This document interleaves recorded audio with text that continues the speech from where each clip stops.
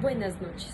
En nuestro programa nocturno de Viviendo con el Bicho, hoy hablaremos sobre la leishmaniasis. Tenemos un grupo de expertos que ha vivido en zonas endémicas y tropicales a lo largo de toda su vida intentando estudiar este vector tan interesante. Vamos a conocerlos. Bueno, buenas noches a todos. Muchas gracias por invitarnos a su programa Viviendo con el Bicho. El panel de expertos de hoy está integrado por Mariana Chávez, Tatiana Alarcón, Jennifer Sucerquia y Rosita Porras, por lo que vamos a dar inicio. El día de hoy le vamos a hablar sobre leishmaniasis. En la tabla de contenido vamos a encontrar que vamos a hablar sobre la introducción, la historia natural de la enfermedad, los indicadores epidemiológicos en Colombia y en el mundo, los protocolos de notificación en Colombia, la validez y seguridad de las pruebas diagnósticas, los factores de riesgo, los criterios de Austin Bradford Hill y vamos a dar un ejemplo de un estudio de investigación. Para dar inicio, entonces vamos a decir que esta enfermedad es una zoonosis que afecta a la piel, las mucosas y las vísceras, es transmitida a animales y a humanos a través de la picadura de un insecto. Este se da más que todo en zonas tropicales y subtropicales del mundo. Esta enfermedad es causada por un protozoario del género Leishmania. Se va a dividir en dos, uno que es el subgénero Leishmania y Viania. Las leishmanias se van a presentar bajo dos formas diferentes, una promastigota que es móvil y flagelada y la otra que va a ser amastigota que es inmóvil e intracelular. Buenas noches para todos. Realmente me siento muy complacida de poder asistir a este panel de expertos y hablar de la leishmaniasis. Mi nombre es Ángela Rosita Porras, soy médica especialista en salud pública. Para hablar entonces de los signos y síntomas. Entonces recordemos que existen tres formas de leishmaniasis: mucosa, cutánea y visceral. Y dependiendo estas formas van a ser las manifestaciones específicas.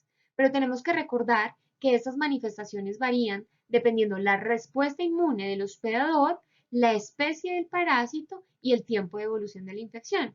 Empecemos hablando de la mucosa. Entonces recordemos que presenta lesiones en la mucosa, sobre todo nasal, faríngea, del paladar, del labio, ¿sí? Al examen físico podemos encontrar síntomas característicos como eritema, edema y en estados más avanzados, ulceración que puede incluso llegar a perforación de estructuras como el tabique, ¿sí? Los síntomas más característicos, ¿cuáles son? Entonces, congestión, obstrucción nasal, prurito, epistaxis, ¿sí?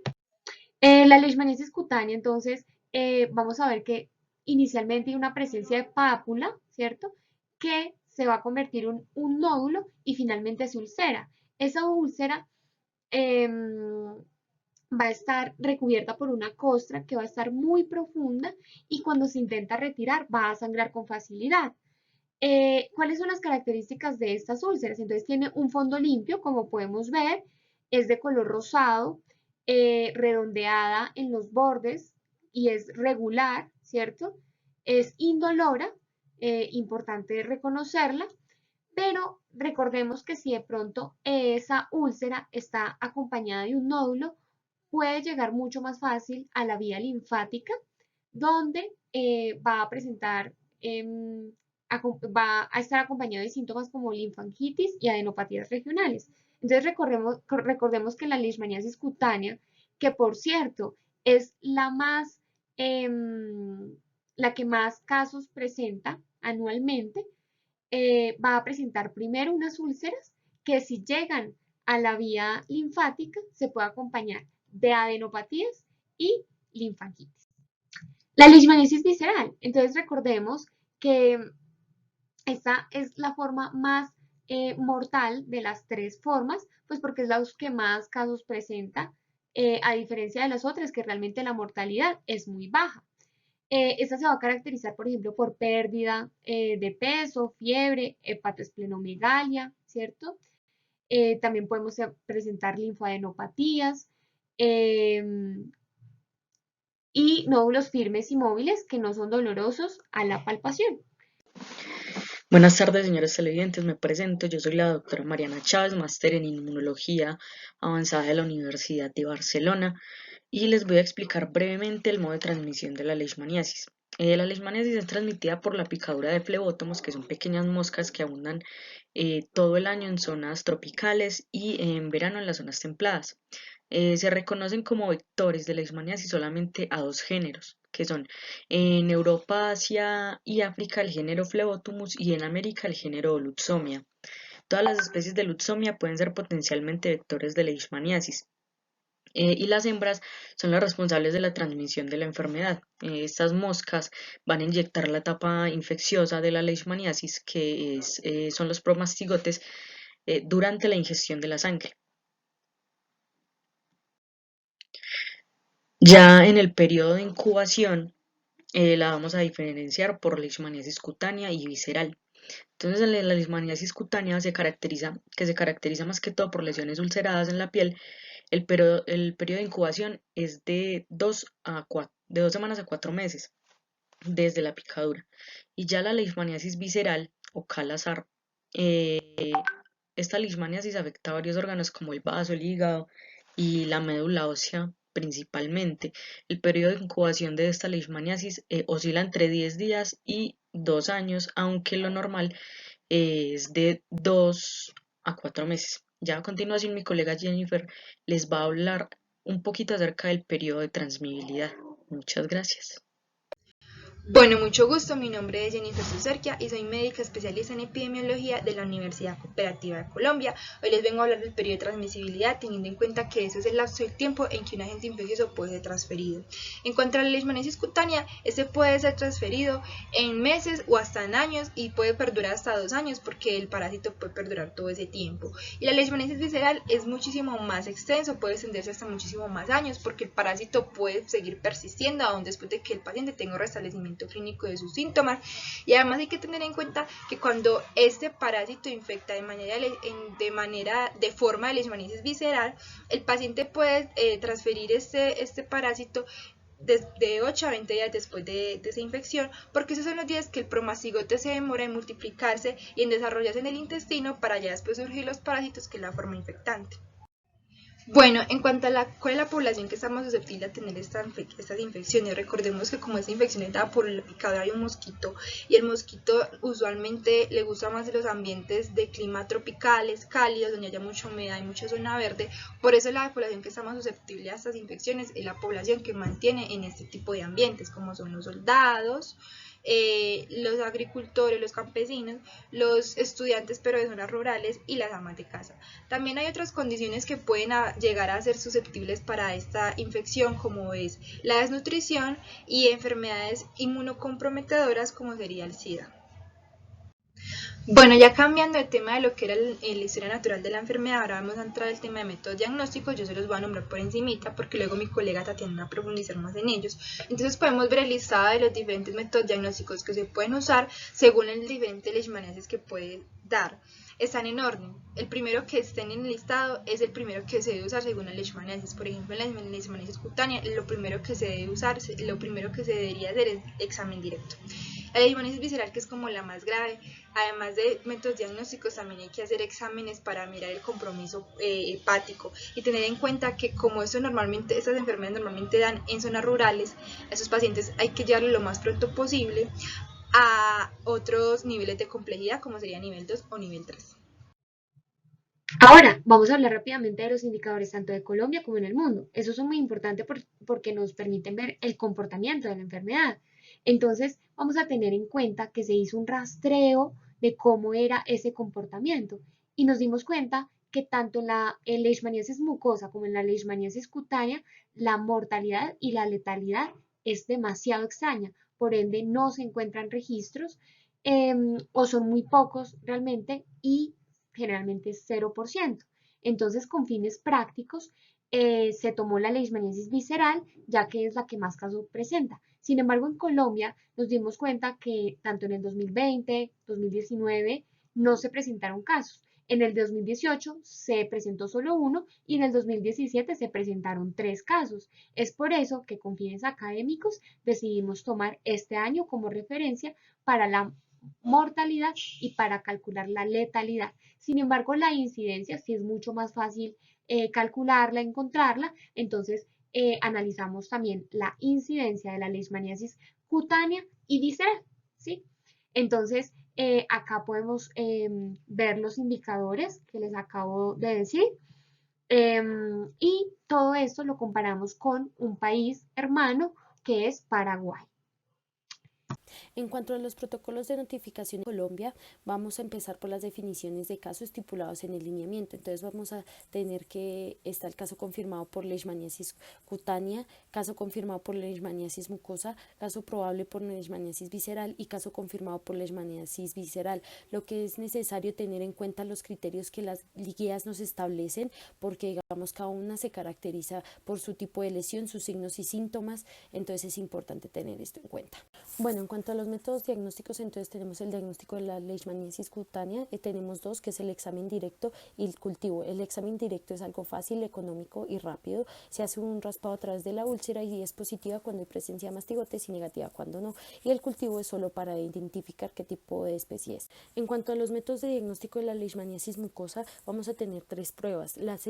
La serología, que esta es para detección de anticuerpos, es positiva cuando con títulos mayores o iguales a 1/16, y tenemos también la biopsia, que se usa para demostrar la cantidad de promastigotes para identificar la especie, y la reacción de Montenegro, que es solo para paciente sospechoso e identificar si ya le había dado leishmaniasis, y esto se hace hacia la cuarta semana más o menos después de la exposición. En cuanto a la leishmaniasis visceral, vamos a tener varios métodos diagnósticos. Uno, que es el cuadro hemático, que es bastante importante, ya que esta tiene una alteración hematológica, la leishmaniasis visceral. Entonces nos va a salir en los resultados anemia, leucopenia o trombocitopenia, y se le debe realizar asociado a esto una serología. También vamos a encontrar la aspirada de médula ósea y de vaso. El de vaso hay que tener mucho cuidado porque este puede ser bastante complejo para el paciente y se nos puede morir. Van a ser positivas cuando se observan uno o más amastigotes de leishmania intra o extracelulares, y negativo cuando no se evidencian. También vamos a tener la prueba de Montenegro. En cuanto a la peridiosidad del reporte, entonces vamos a tener uno que es la notificación inmediata individual, que es en los casos probables de leishmaniasis, se notifica a través del Civigila, la notificación semanal, que es para la leishmaniasis cutánea y mucosa, y ajustes por periodos epidemiológicos. Entonces cada 4 semanas se debe notificar, y digamos si no se notificó un caso probable o sospechoso de leishmaniasis visceral, se deberá hacer en el siguiente periodo epidemiológico. En cuanto a la guía, nos va a mostrar diferentes indicadores, ya es cuestión de cada uno de definir cuál es el que necesitamos. Nos da su tipo de indicador, la definición, el propósito, cómo hallarlo, la interpretación, el nivel, por lo que pues es ya cuestión de que cada uno quiera identificar cuál es el que necesita y con cuál es el que va a hacer las pruebas. Bueno, para hablar de la validez y seguridad de las pruebas diagnósticas, traemos un estudio donde nos dan la validación del diagnóstico clínico de leishmaniasis cutánea realizado por mediadores comunitarios para uso en el área rural. Listo, entonces ellos son voluntarios que con su conocimiento de la clínica de las heridas que provoca la leishmaniasis cutánea, ellos van a decir si esa clínica de las heridas es tan suficiente para decir si el paciente tiene leishmaniasis, o ven la clínica de las heridas y dicen no, esa área no da para diagnosticar leishmaniasis. Pero entonces obviamente eso tiene que confirmarse frente a los diagnósticos confirmatorios, que serían parasitológicos como PCR, cultivo y frotis. Entonces nos traen en el estudio la tabla 2x2, recordemos que aquí están los verdaderos enfermos, aquí están los verdaderos sanos. Entonces hablando de ella vamos a hablar de la sensibilidad, que es alta, 84.04%, que la sensibilidad es la capacidad que tiene la prueba de que dando positivo el paciente en verdad sí está enfermo. La sensibilidad es obtener la proporción de verdaderos positivos en el total de enfermos. Y la especificidad no tan alta, 30.30%, es la capacidad que tiene la prueba de que dando negativo el paciente en verdad esté sano. Y que la especificidad es la proporción de verdaderos negativos en el total de sanos. Ahora hablemos de los valores predictivos positivos y negativos. Recordemos que ellos nos hablan de la probabilidad de estar enfermos o sanos y que el resultado de ellos va a depender de la prevalencia. Y miremos que aquí en realidad es muchísimo más alto en los enfermos que en los sanos, 163 enfermos frente a 33 sanos. Por eso es mayor el valor del predictivo positivo frente al predictivo negativo. ¿Y eso qué nos indica? Nos indica que con solo la clínica de las heridas de la leishmaniasis cutánea, en verdad sí se puede diagnosticar leishmaniasis cutánea y que no se hace antes del diagnóstico parasitológico, que se puede hacer después, pues para confirmar el diagnóstico clínico. pero que con solo la clínica, el paciente tiene más chance de estar en la casilla de verdaderos positivos. Bueno, continuando con el estudio, ahora vamos a hablar de las razones de verosimilitud positiva y negativa, iniciando con la positiva, que la positiva es la razón de obtener un resultado verdadero positivo, que sería la sensibilidad, contra la de tener un falso positivo, que sería 1 menos especificidad, que para que un resultado de 1.20. Recordemos que es importante que dé más que 1, porque si da un número menor que 1, indicaría que hay mayor probabilidad de tener un falso positivo que un verdadero positivo, que eso pues no es como lo indicado. Y en cuanto a la verosimilitud negativa, es la comparación de obtener un resultado verdadero negativo, que sería la especificidad, contra la de tener un falso negativo, que sería 1 menos sensibilidad, para que nos dé un 0,52. Y eso también es importante que dé menor que 1, porque si es un resultado mayor que 1, pues quería decir que hay más probabilidad de encontrar un falso negativo que un verdadero negativo, con lo cual que tampoco sería pues como la razón de ser. Bueno, asociando las razones de verosimilitud encontradas y la incidencia de leishmaniasis cutánea, que la colega Rosita ya nos habló anteriormente, vamos a hacer el cálculo de probabilidad post-prueba según el homograma de Faga. Entonces tenemos que la incidencia de leishmaniasis cutánea es de 2.5% y que la razón de verosimilitud positiva nos dio 1.20%, entonces la acomodamos acá, y la verosimilitud negativa nos dio 0.52%, la acomodamos acá, para ya después seguir extendiendo la línea y mirar cuál es la probabilidad post prueba según si el resultado es positivo o negativo. Entonces podemos ver que con un 2.5 de incidencia de leishmaniasis cutánea, si la razón de verosimilitud positiva es de 1.20%, un individuo tiene el 2% de probabilidad de estar enfermo, y que si la razón de verosimilitud negativa es de 0,52%, un individuo que tenga un resultado negativo en la prueba diagnóstica tiene una probabilidad post-prueba de estar enfermo del 0,5%. Muchísimas gracias. Ya teniendo en cuenta lo que son los factores de riesgo asociados y protectores, vamos a encontrar que los factores de riesgo son, digamos, los bajos ingresos económicos, la malnutrición, los cambios ambientales y climáticos en este tipo de zonas tropicales, los tiempos excesivos al aire libre, por lo que no es bueno a veces dormir, digamos, afuera y todo este tipo de cosas. Los factores asociados va a ser, digamos, la residencia, los servicios básicos, el sexo y los factores inmunológicos. Ya como factores protectores vamos a tener el buen uso de toldos contra los mosquitos, los repelentes, no dejar aguas reposadas. Ya por parte de los criterios de Austin Bradford Hill, estos son unos criterios que nos sirven para demostrar que existe una relación causal entre la gente y la enfermedad. El primer criterio que vamos a evaluar es la plausibilidad, que en el contexto biológico existente se debe explicar lógicamente la etiología por la cual una causa produce un efecto en la salud. Acá el ejemplo que tenemos es que un niño realiza actividades al aire libre sin ningún tipo de protección de insectos mientras que se come una manzana. Entonces sería incorrecto decir que si este niño se contagia de leishmaniasis va a ser por comerse la manzana, más no por no aplicarse ningún tipo de protección contra insectos. Por parte de la temporalidad, obviamente una causa debe preceder a su efecto. No obstante, pues a veces es muy difícil definir con qué grado de certeza ocurre esto. Otro aspecto que influye en la temporalidad es la susceptibilidad de la persona expuesta y la utilización de medidas de prevención y control de riesgos. Acá el ejemplo es que en Sabana Larga los últimos 4 años se registraron 197 casos de leishmaniasis cutánea.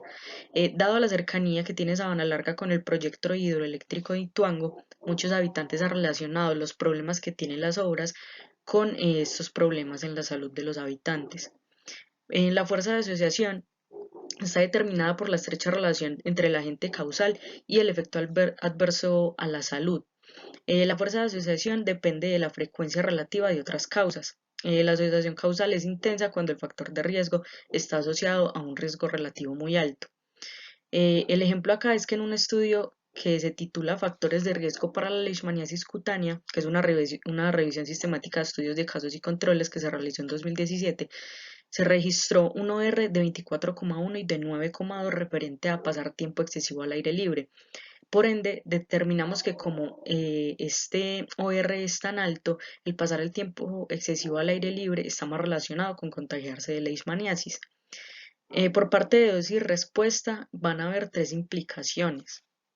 Que primero tiene que haber una buena evidencia de que la verdadera relación causal entre la exposición a la gente particular causa este efecto adverso en la salud.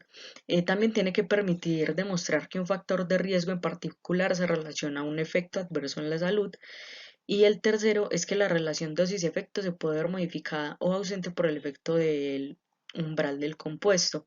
El ejemplo acá es que un niño de bajos recursos que vive en una zona rural que diariamente se expone a pasar tiempo al aire libre cerca de aguas residuales, sin ningún tipo de protección contra insectos, tiene mayor probabilidad de padecer leishmaniasis que un niño que resida en una zona urbana y que tenga un fácil acceso a todo este tipo de protecciones como mosquiteros, repelentes, etc.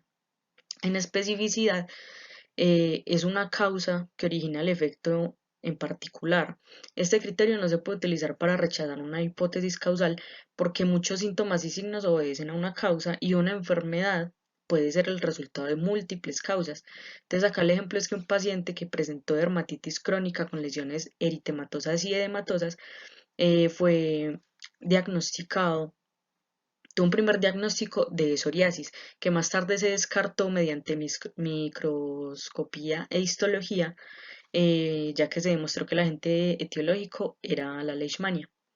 En coherencia es que implica el entendimiento de los hallazgos de la asociación causal con los de la historia natural de la enfermedad y otros aspectos relacionados con la ocurrencia de la misma. El ejemplo aquí es que los promastigotes presentes en la probóscide penetran la dermis y unos pocos se transforman en amastigotes, quienes van a infectar las células, lo que va a causar una reacción inflamatoria granulomatosa crónica en la piel. Finalmente, mi colega la doctora Rosita les va a explicar un estudio de investigación muy interesante acerca de esta enfermedad que estamos estudiando hoy. Muchas gracias. Bueno, ahora rápidamente entonces les vamos a presentar este caso. Es una revisión sistemática de estudio de casos y controles que pretendía básicamente ver cuáles eran esos factores de riesgo asociados a la leishmaniasis cutánea, una de las que vimos hoy, ¿cierto? Entonces se tomaron 34 estudios con 2.706 casos y 7.511 controles, ¿cierto? Se adoptaron tanto factores inmunológicos como factores sociodemográficos y en esos factores sociodemográficos, que eran menos del 30%, hubo una mayor fuerza de asociación para el factor de riesgo bajos ingresos con un OR de 28.7. Es decir, que hay una mayor asociación entre presentar este factor y tener la enfermedad. Pero si lo comparamos ahora con el de baja escolaridad, entonces vemos que la diferencia del OR es grande. ¿Esto qué quiere decir? Que existe una elevada heterogeneidad en los factores estudiados y una necesidad de una investigación observacional mucho mayor. Gracias. Muchas gracias por haber visto nuestro programa del día de hoy. Espero que haya sido totalmente de su agrado y lo esperamos en un capítulo más de Viviendo con el Bicho.